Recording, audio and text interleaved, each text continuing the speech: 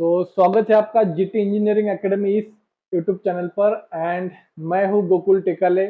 And आज हम discuss करने वाले हैं कि second year of engineering mechanical branch civil branch के student, maximum student solid mechanics और या फिर मैकेनिक्स ऑफ स्ट्रक्चर जिनका ब्रांच सिविल है उनका, उसमें ज़्यादा से ज़्यादा स्टूडेंट क्यों फेल हो जाते हैं, उसके क्या रीजंस है। ठीक है, मैक्सिमम स्टूडेंट उसमें फेल होते हैं, उसके क्या रीजंस है। तो नंबर वन जो है, जो मुझे लगता है कि इंजीनियरिंग में एडमिशन लिया है और बैकलॉग से परेशान हो, या फिर विदाउट एटीकेटी इंजीनियरिंग करना चाहते हो, बैकलॉग क्लियर करना चाहते हो, तो सारे स्टूडेंट्स के लिए जीटी इंजीनियरिंग एप्लीकेशन पे exam oriented all the PYQ questions and answers included exclusive courses design किए गए हैं। लिंक मैंने डिस्क्रिप्शन बॉक्स में दे दी है, आप जाइए वहां पे डेमो लेक्चर देखिए। एंड अगर अच्छे लगते हैं आपको तो बिल्कुल आप परचेस करके पढ़ाई कर सकते हो। और जो भी स्टूडेंट्स है वो बहुत लेट पढ़ाई स्टार्ट करते हैं, बहुत लेट स्टडी स्टार्ट करते हैं, मतलब एग्जाम से 7 दिन पहले, एग्जाम से 4-5 दिन पहले। तो उसमें कुछ होगा नहीं, क्योंकि उसमें वही स्टूडेंट पास हो सकता है जिसके बेसिक अच्छा हो, जिसने ऑलरेडी पढ़ाई करके रखी हो, वही स्टूडेंट कुछ कर सकता है। क्योंकि ये सब्जेक्ट है उतना बहुत ही आसान अगर आप देखेंगे तो, लेकिन वो आसान उसके लिए होता है जिसने उसके साथ टाइम स्पेंड किया है, उसका बेसिक फंडामेंटल्स क्लियर है। तो नंबर वन, अगर आपको इसको क्लियर करना है तो आपको एटलीस्ट, मेरा ये सजेशन है कि एटलीस्ट आपने 1 महीना पहले से इसका डेली प्रिपरेशन स्टार्ट करना चाहिए। पहले 10-12 दिन तो आपको समझने में ही लगेंगे कि मैं क्या पढ़ रहा हूँ, क्या कन्वर्जन हो रहे हैं। तो नंबर वन है। सेकंड, कि आपके इसके बेसिक फंडामेंटल्स आपको अच्छे से आना चाहिए, जैसे कि यूनिट कन्वर्जन। सॉलिड मैकेनिक्स या फिर मॉस में यूनिट कन्वर्जन सबसे इंपॉर्टेंट होता है। किलो न्यूटन में तो न्यूटन में करना है उसको, न्यूटन में तो किलो न्यूटन में करना है, metre to MM, MM to metre, ये कन्वर्जन आपको आने चाहिए। देन आपको बेसिक फॉर्मूले पता होने चाहिए। एरिया का फॉर्मूला सर्कुलर सेक्शन के लिए क्या होगा, रेक्टेंगल के लिए क्या होगा, स्क्वायर के लिए क्या होगा, मोमेंट ऑफ इनर्शिया कैसे फाइंड करते हैं, सीजी कैसे फाइंड करते हैं, ये आपको बेसिक फॉर्मूले जो कि मैकेनिक्स में होते हैं। तो यहाँ पे आपको उसको वापस रिवाइज करना पड़ेगा, वो एकदम एकदम इंस्टेंट आने चाहिए आपको। ठीक है, क्योंकि मैक्सिमम स्टूडेंट के जब मैं पेपर चेक करता हूँ, जब उनका बैकलॉग लगता है, देन वो रीचेक के लिए डालते हैं, रिवोल्यूशन के लिए डालते हैं, फोटो कॉपी मंगवाते हैं, तब समझ में आता है कि 4-5 दिन पहले पढ़ाई करके रखी है, सारा मिक्स करके रखा है, इसका फॉर्मूला उसको, उसका फॉर्मूला इसको। तो आपको अच्छे से पढ़ाई करनी पड़ेगी, ज्यादा समय से पढ़ाई करनी पड़ेगी।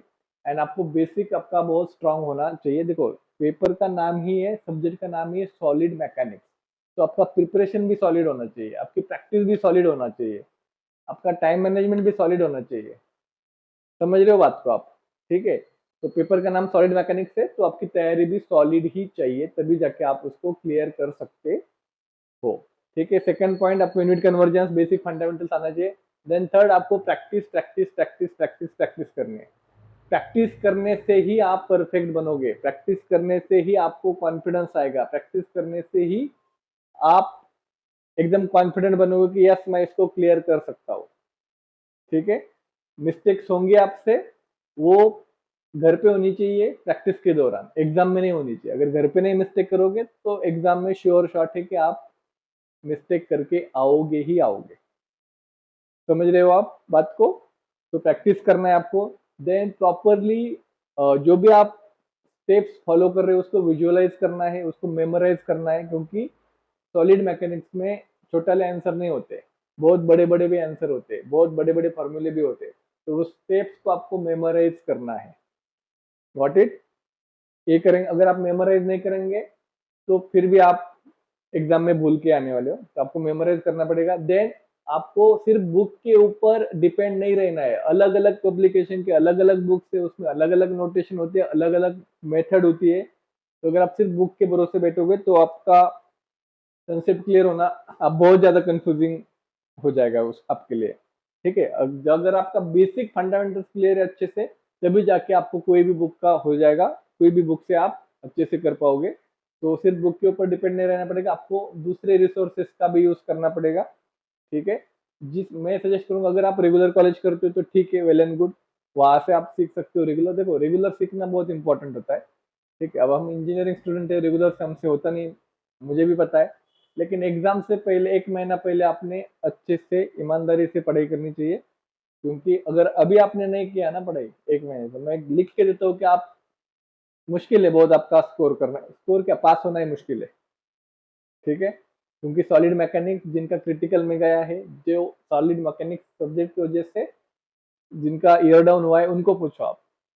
तो अभी नहीं पढ़ाई करोगे तो नेक्स्ट सेमेस्टर में करना पड़ेगा, नेक्स्ट सेमेस्टर में नहीं करोगे तो क्रिटिकल के टाइम करना पड़ेगा, क्रिटिकल के टाइम नहीं करोगे तो अगर इंजीनियर बनना है तो करना पड़ेगा। तो तब जाके करने से बेटर है कि अभी करो। ठीक है, तो ऑनलाइन रिसोर्सेज का यूटिलाइजेशन करो, उसका यूटिलाइज करो अच्छे से प्रॉपरली। अलग अलग कोर्सेज जो जिस भी टीचर से आप कनेक्ट होते हो, जिस भी टीचर्स का और आपका कनेक्शन अच्छा है, आपको समझता है, उनका अगर कुछ बैचेस लाइव लेक्चर्स अवेलेबल है, अगर कुछ रिकॉर्डेड लेक्चर्स अवेलेबल, तो आप वो परचेस करके आप स्कोर कर सकते हो। क्योंकि अगर सॉलिड मैकेनिक्स आपने क्लियर नहीं किया ना, उसके कंसेप्ट क्लियर नहीं किया ना, तो थर्ड ईयर में आपको डिजाइन ऑफ मशीन एलिमेंट है और इसका भी वो नेक्स्ट लेवल है, इसका भी वो प्रो लेवल है। तो ये आपको क्लियर करना बहुत ज़्यादा ज़रूरी है। एंड प्रैक्टिस हो गया, देन यूनिट कन्वर्जन हो गया, देन आपको कॉन्फिडेंस आएगा। पीवाईक्यू सॉल्यूशंस करो। देखो 9 मार्क्स के लिए क्वेश्चन होता है, 8 मार्क्स के लिए, 9 मार्क्स के लिए। अगर आप पास होना है आपको, तो आपको 40 भी मार्क्स चाहिए ना, तो सिर्फ आपको 5 ही क्वेश्चन राइट सॉल्व करने हैं, सिर्फ 5 क्वेश्चन। लेकिन उसके लिए आपको बहुत प्रैक्टिस करनी पड़ेगी। एक एक एग्जाम्पल के लिए आपको 10-10 एग्जाम्पल सॉल्व करने होंगे, तब जाके आप वहां पे अच्छा कर सकते हो। ठीक है, तो पास होने, सिर्फ पास होना चाहोगे आप, तो आपको ज्यादा पढ़ाई करनी पड़ेगी। अगर आप स्कोर करने के दिमाग में लाओगे तो आप पास तो हो ही जाओगे, लेकिन ज्यादा मार्क्स भी आपको मिल सकते हैं, क्योंकि बहुत ज्यादा अगर आप एनालिसिस करोगे तो ज्यादा डिफरेंस होता नहीं है, सेम ही टाइप के क्वेश्चन होते हैं। बट क्या है कि आप कम समय में करना चाहते हो, तो कम समय में चीजें होती नहीं है, उसके लिए आपको टाइम देना पड़ता है। तो अगर आप अच्छे से पढ़ाई करोगे, जल्द से जल्द स्टार्ट करोगे, तो इजीली आप उसको क्रैक कर सकते हो।